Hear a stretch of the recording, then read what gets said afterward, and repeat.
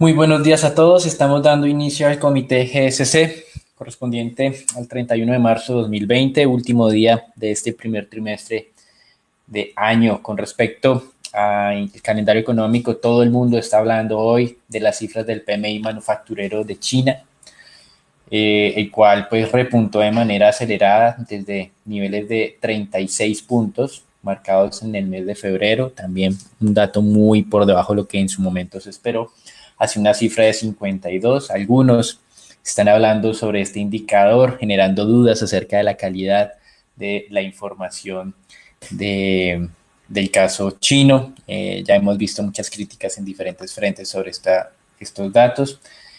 Otros dicen que hay que tener cuidado, pues esto es simplemente una encuesta y si la encuesta eh, pregunta si usted ve que la situación ha mejorado en el mes de marzo, pues por supuesto entre marzo y febrero pues va a verse ese ajuste. De todas maneras, en cierta medida en los mercados hoy, sobre todo el tema de materias primas, había presentado algo de estabilización, teniendo en cuenta que China es uno de los principales demandantes de materias primas en el mundo. El resto de indicadores que hemos recibido es la confirmación de la desaceleración de la inflación en Europa. Esto también podría tener algunos problemas de medición para el mes de marzo. Eventualmente podemos considerar que el efecto de demanda está demostrando ser más fuerte que el choque de la oferta y que por esto la inflación viene cayendo y de esta manera tiene todo sentido además esas medidas de liquidez y de recortes de tasas de interés.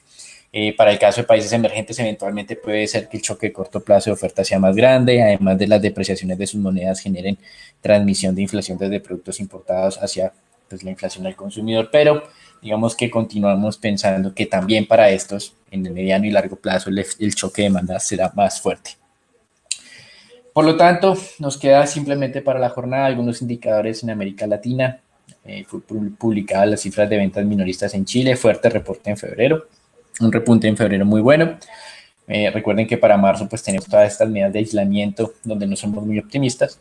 Se espera en Colombia las cifras de desempleo, donde estacionalmente los meses de enero y febrero son los meses de mayor desempleo, pero también pues venimos con ese tema del COVID, así que muy probablemente vamos a tener un comportamiento muy diferente en esta ocasión.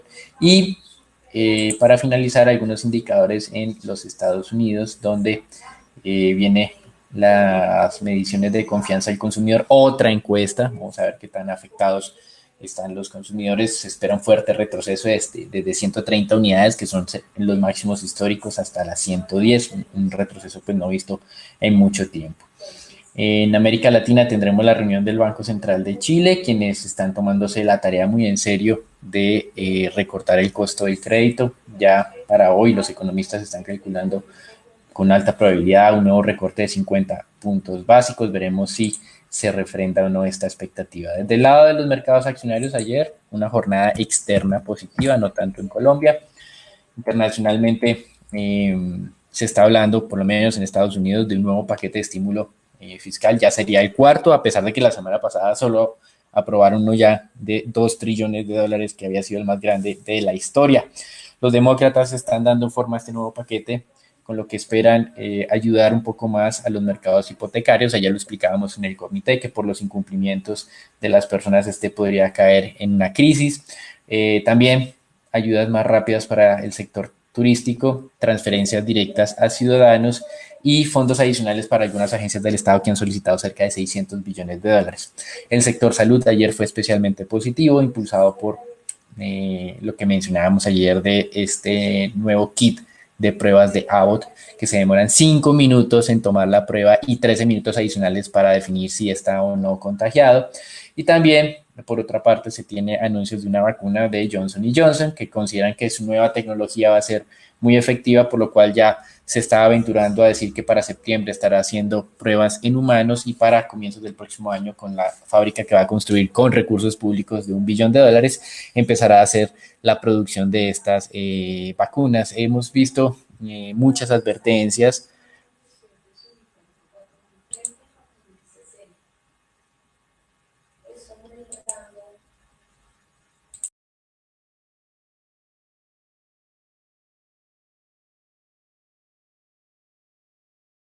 acerca de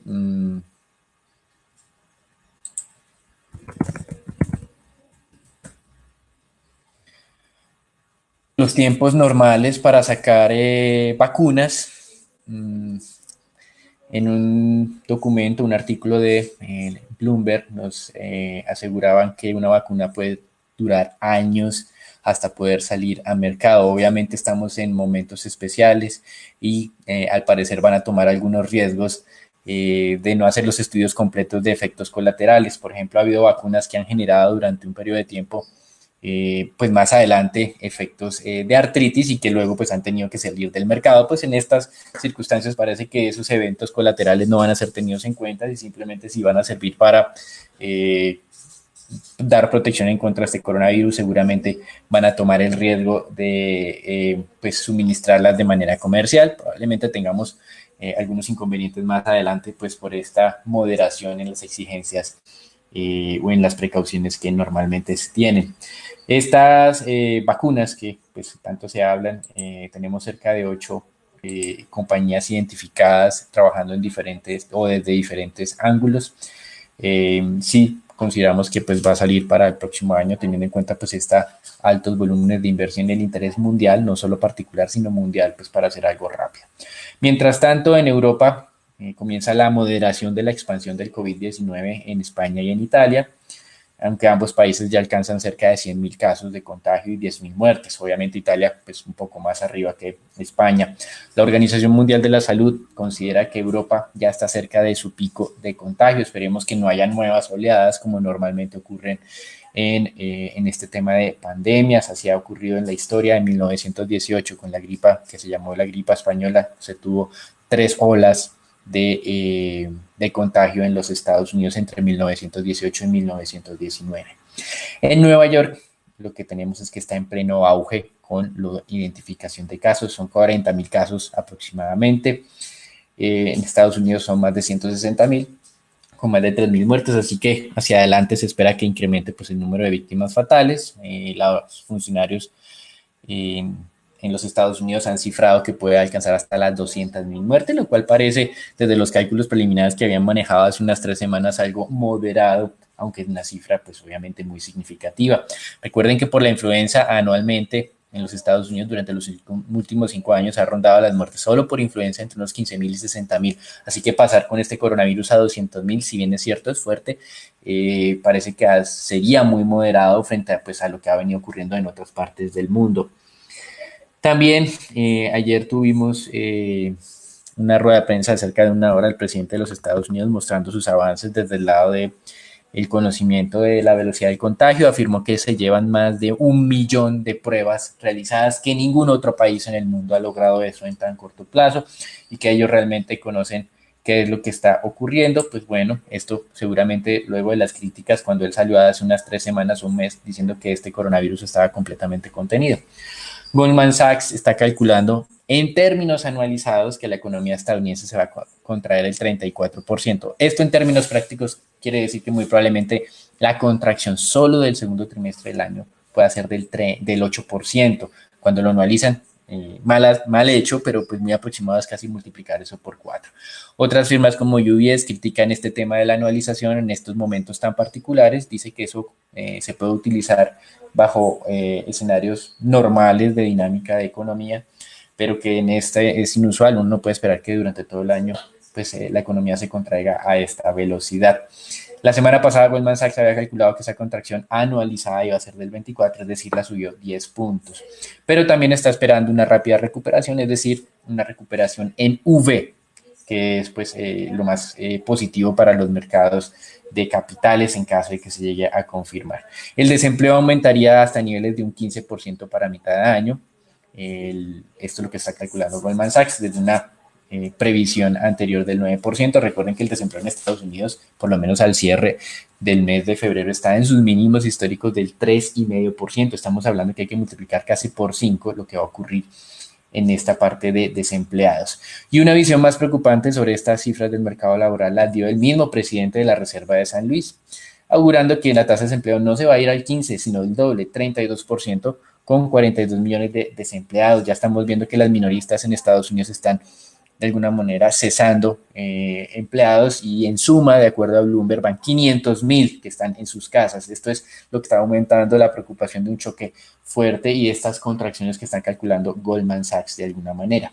En el tema aeronáutico todavía no se sabe cómo se va a resolver esta encrucijada, pues el gobierno dice yo doy ayuda si me dan participación en las compañías dicen yo no quiero darle participación, entonces está un poco bloqueada la posibilidad de que reciban recursos públicos. Y por otro lado hay críticas porque las personas o algunos expertos de mercado dicen no hay que comprar acciones de compañías con los recursos públicos, es decir, con los recursos de los contribuyentes, porque pues están perdiendo un nivel de protección frente a otro tipo de acreedores. Eso es como ayudarle a los tenedores de los bonos porque las compañías siguen operando, que lo que debe hacer el gobierno es buscar este tipo de deuda de las empresas con carácter de senior.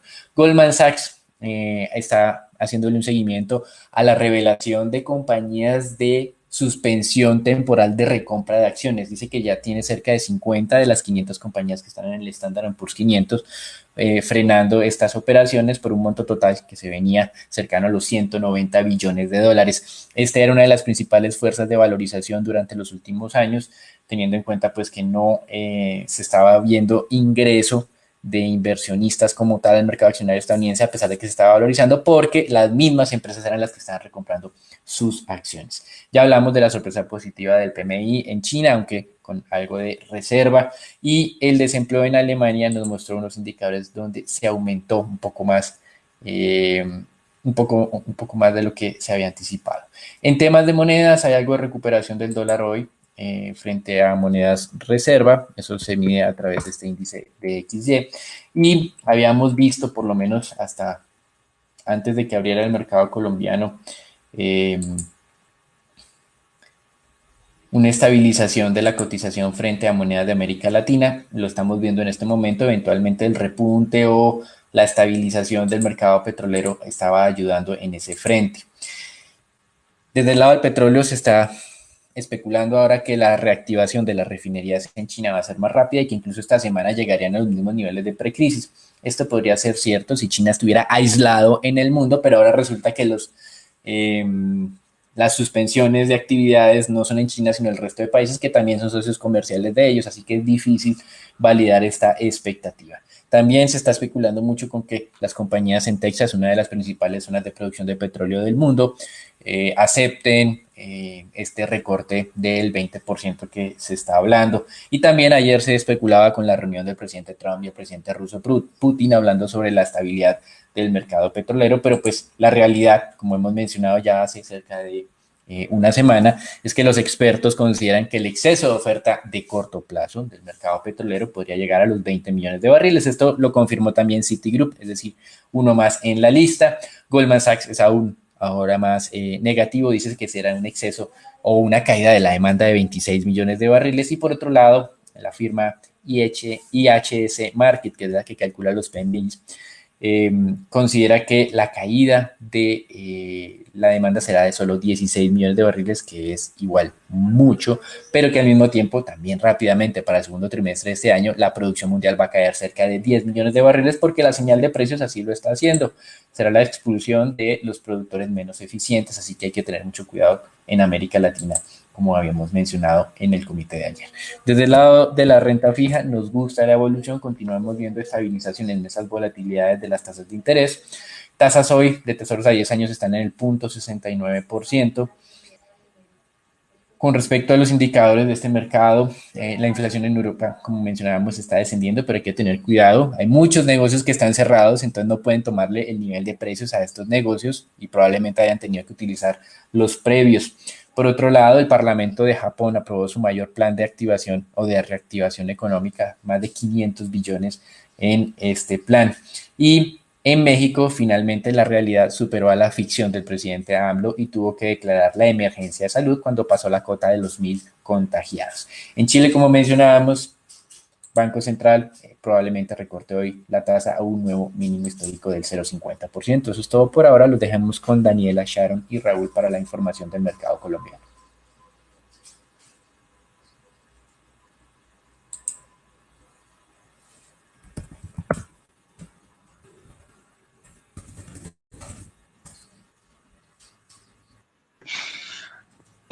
un aumento de casi 90 casos en un día, 15 recuperados y 14 muertes. Esta mañana nos enteramos que Claudia López en una entrevista habló sobre la necesidad de los bogotanos de prepararse para una eventual extensión de la cuarentena por 3 meses más. Esto sería hasta junio, con el fin de evitar el contagio masivo de coronavirus.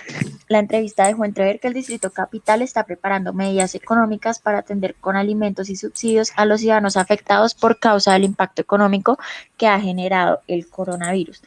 Asimismo, advirtió que hay que prepararse para bajarle la velocidad a la economía de la ciudad y que solo queden operando segmentos vitales para la población como alimentos, servicios públicos, atención médica, entre otros, durante otros 3 meses. Asimismo, el presidente Duque ya habría mencionado días atrás de que esta posibilidad no se descarta.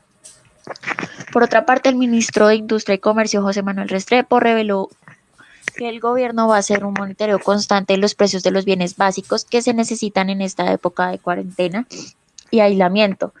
A partir de la lista que se dé, el DANE va a realizar una revisión periódica aproximadamente cada 5 días para verificar si hay irregularidades en los precios. Posteriormente, si el DANE encuentra alguna irregularidad, presentará un reporte a la Superintendencia de Industria y Comercio para que éste tome las medidas necesarias.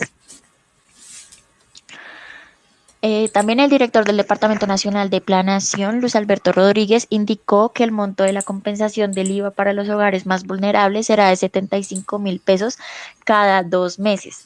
La primera devolución del IVA se haría entre estos primeros días de abril y de ahí en adelante cada 2 meses, en junio, en agosto, en octubre y en diciembre. Se estima que este año la devolución costará cerca de medio billón de pesos. Y por último, cerca de 1.300 empresarios, 901 colombianos y 400 compradores internacionales se reunieron virtualmente para cerrar negocios por 2 semanas en la macro rueda de negocios de ProColombia, y que esto dejó negocios internacionales por 83 millones de dólares. Esto sería todo por las noticias de Colombia. Los dejamos con Raúl con el informe del mercado accionario.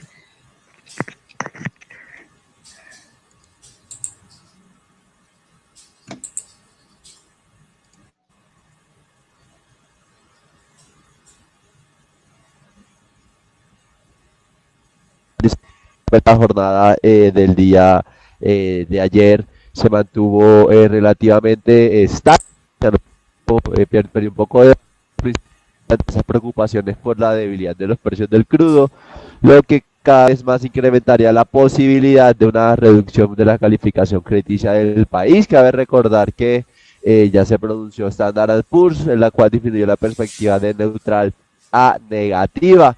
A su vez se negociaron 106.000 millones de pesos. Con mayor volumen de negociación fue Preferencial Bancolombia con 45.000. La acción más valorizada fue Preferencial Aval, que se valorizó el 4.2%, y la más desvalorizada fue ETB con un 9.1%. El día de hoy los mercados se mantienen en relativa calma. Esto podría dar un leve respiro al índice colombiano, el cual se podría valorizar levemente el día de hoy. Sin embargo, hay que monitorear muy de cerca mayores noticias en el plano internacional. Por otra parte, S&P Global Ratings revisó a negativa la perspectiva de la vivienda, donde menciona que esto es debido a su gran exposición al riesgo país y a la naturaleza de alta sensibilidad de sus negocios al estrés soberano. Desde el punto de vista técnico tenemos la acción de Ecopetrol, lo cual, a pesar de que los precios del crudo en la jornada del día mínimos del 2002, Ecopetrol se mantiene por encima de los 1.800 pesos.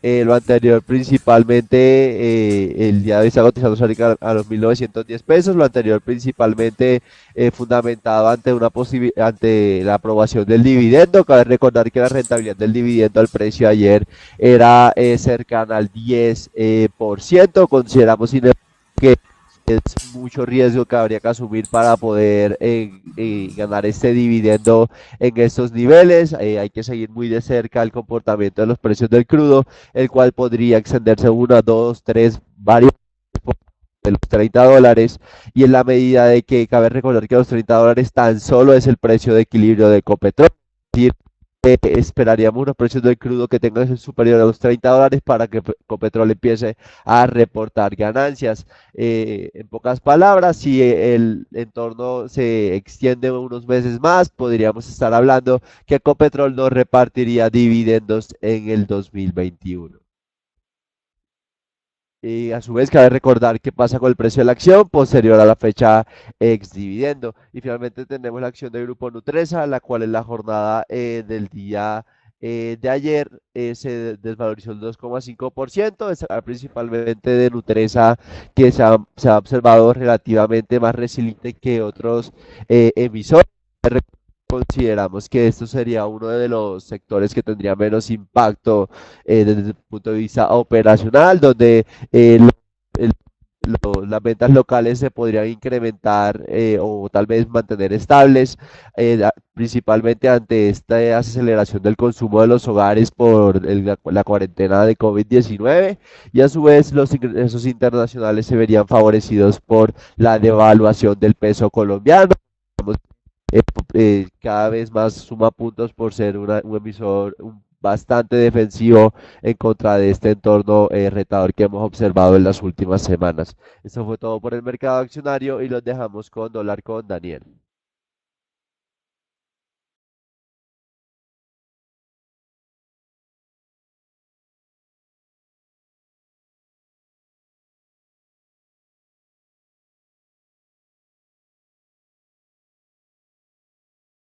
Desde el mercado cambiario estamos viendo hoy algo de estabilización, sin embargo, esa recuperación de las materias primas está siendo, digamos, un poco débil. Hoy vemos que el Brent está alcanzando nuevamente los mismos niveles de cierre de ayer. Decir que estas ganancias de esta madrugada por los datos de China, pues están volviendo más rápido a la realidad con lo que mencionábamos de las expectativas de sobreoferta para el segundo trimestre de este año. Técnicamente, el día de ayer vimos como ese nivel de resistencia de 4.080 fue superado transitoriamente, alcanzamos niveles cercanos a los 4.090, casi 4.100 durante un momento de la jornada, pero luego pues fue poco a poco descendiendo hacia esos niveles. Para el día de hoy, abajo tenemos nivel de referencia de 4.030, y hacia el alza niveles cercanos al 4.075. Con lo que está ocurriendo en este momento, nuevamente descensos del precio del petróleo y sin anuncios de un recorte donde participe Estados Unidos, Rusia, Arabia Saudita, como algunos han venido especulando, pues muy probablemente volveremos hacia esa parte de arriba, niveles de 4.075 y el siguiente de 4.100 como siguiente posible objetivo del dólar. Eso es todo por ahora, los dejamos con Sharon para información del mercado de renta fija local. Gracias, Daniel. Les recordamos a todos nuestra recomendación estratégica en títulos de deuda corporativa, lateral para todos los plazos y para todas las referencias. En cuanto a las negociaciones, continuamos viendo desvalorizaciones en todas las referencias y en todos los plazos, especialmente en los títulos indexados a la IBR. Sin embargo, se empiezan a ver reducciones en las desvalorizaciones en el corto plazo y mayores desvalorizaciones en la parte larga, empinando la curva. Con respecto a la jornada anterior, se ven valorizaciones en todas las referencias, menos en los test en pesos que continúan presentando desvalorizaciones. En la jornada anterior, los test del 24 se mantuvieron inalterados en 5.9%, mientras los test del 28 se desvalorizaron levemente, cerrando en 6.95%. La curva en test tasa fija se desvalorizó en promedio 0.50 puntos básicos y de igual forma la curva en test VR se valorizó 9 puntos básicos. El Ministerio de Hacienda informó que dada la necesidad de recursos por la coyuntura actual, mañana se reactivarán las subastas, desde hoy se reactivarán las subastas en test corto plazo por 250.000 millones, mañana se reactivarán las de test largo plazo en VR por 170.000 millones y desde el 15 de abril se reactivarán las de test en largo plazo en pesos por 400.000 millones de pesos. En cuanto a deuda corporativa, se operaron cerca de 6.000 billones a través del sistema transaccional y 170.000 millones por registro. Continuamos viendo bajos volúmenes, tanto en deuda pública como en deuda privada, y lo más transado durante la jornada fue tasa fija del 21, del 20 y del 22. El día de ayer se llevó a cabo la subasta por parte del Banco de la República de bonos de expansión, en la cual compraban bonos y CDTs, la cual acumula ya 5.2 billones y en el cual el día de ayer se adjudicaron 520.000 millones de pesos.